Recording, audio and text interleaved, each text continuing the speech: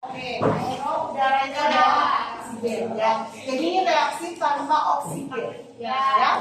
Contohnya adalah fermentasi alkohol dan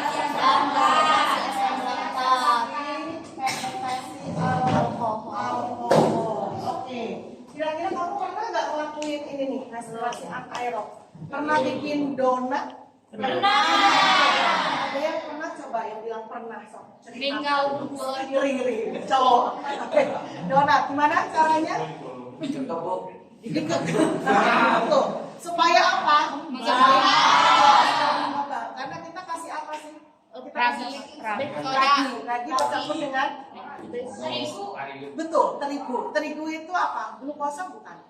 Ya. Iya. Jadi glukosa, terus nanti dia mengembang. Kenapa roti itu bisa mengembang? Tidak ditutup. Ya, setelah ditutup dia menghasilkan apa sih? Kalau kamu open, kemudian ada bolong-bolong kan? Ya, nah itu kan kayak udara kan? Kalau misalnya kamu gagal, berarti roti kamu bantap, ya bisa buat melempar kucing ya? Ya. Jelas. Berarti kan artinya apa? Dia mengembangkan karena dia menghasilkan udara, gitu ya.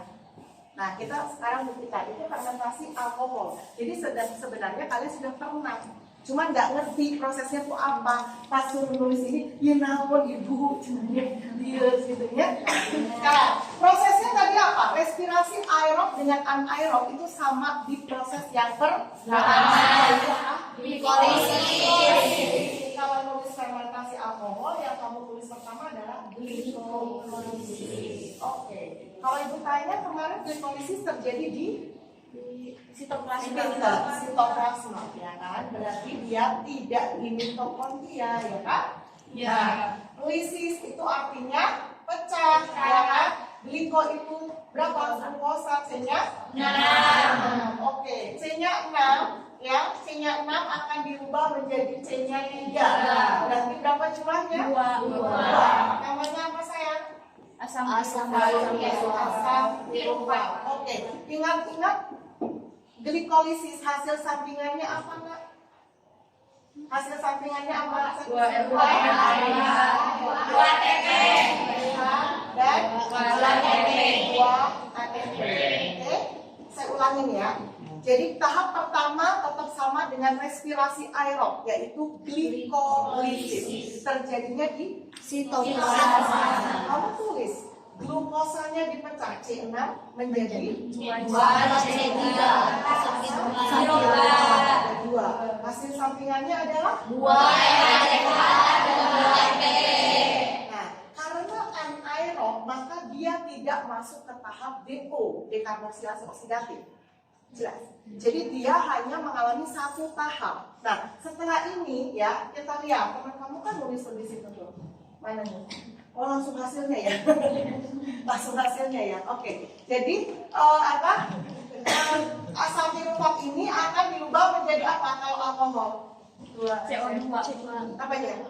Langsung di CO2. Hasilnya apa? Asetil. Sebelum asetildehid?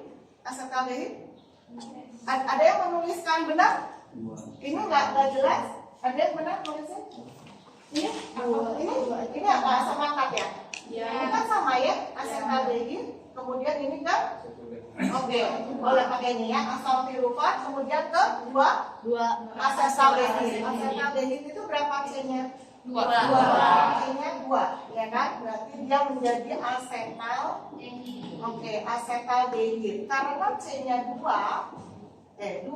ya kan? Padahal ini ada 3, berarti ada lepas 1 C. Ya, yang lepas 1 C ini akan menjadi CO2. Karena ini 2, ini otomatis sudah 2. Gitu ya. Asetaldehid, kemudian hasil akhirnya apa asetaldehid? 2 etanol. Oke, asetaldehid dirubah menjadi 2 etanol. 2 etanol. Perhatikan, untuk merubah dari C3 asam tirupat menjadi asetaldehid, maka dia perlu 2 NAD. Jadi 2 NAD hanya dipakai. Maka hasil akhir dari fermentasi alkohol adalah apa aja? Dua etanol, CO2, Ya, 2 CP. tinggal ditulis sesuai dengan namanya. Fermentasi alkohol berarti hasilnya adalah alkohol itu sendiri dan alkoholnya adalah etanol. Kemudian ada 2 ATP dan 2 CO2. Fermentasi alkohol. Jelas ya, diulang ya. Jadi tahapan pertamanya itu sama dengan glikolisis.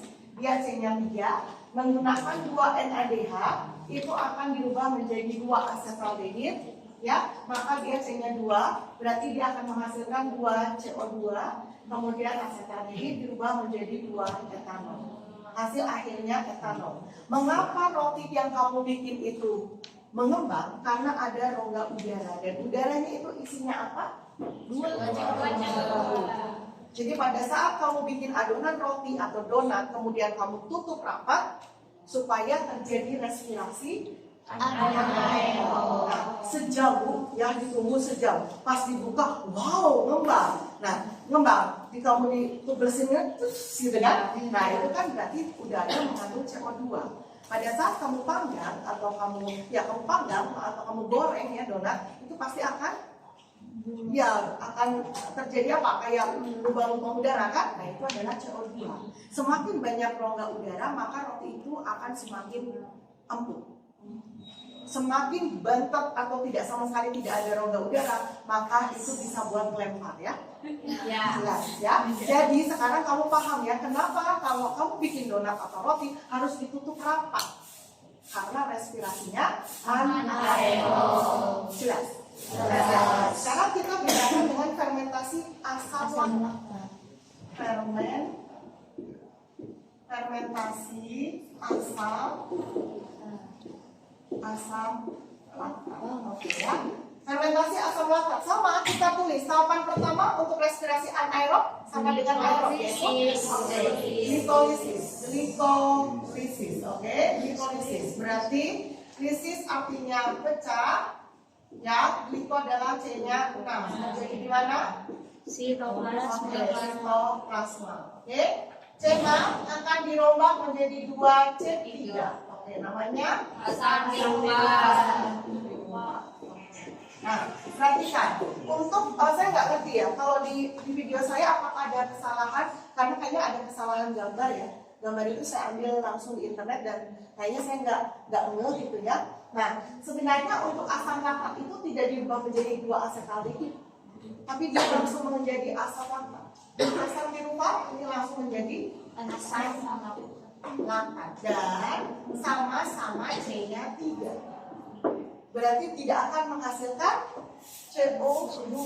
Tapi tadi glikolisis hasil sampingannya apa? 2 dan 2 Nah, rubahnya digunakan NH3. Ya, maka untuk fermentasi asam laktat hasil akhirnya adalah 2 asam laktat, 2 ATP. Ya? Ya. Ada kesalahan di video saya atau tulisannya yang di video ya. Jadi kamu bisa nanti menulisnya kayak gitu ya. Karena waktu itu saya asal ngomong aja, nggak ngomong setelah udah jadi nggak mau, harus bikin lagi. Ya, oke. Jadi fermentasi asam laktat sesuai dengan namanya, hasilnya adalah 2 asam laktat dan 2 ATP. Minimal kamu tahu hasilnya, ini yang sering ditanya. Oke, saya ulangi ya.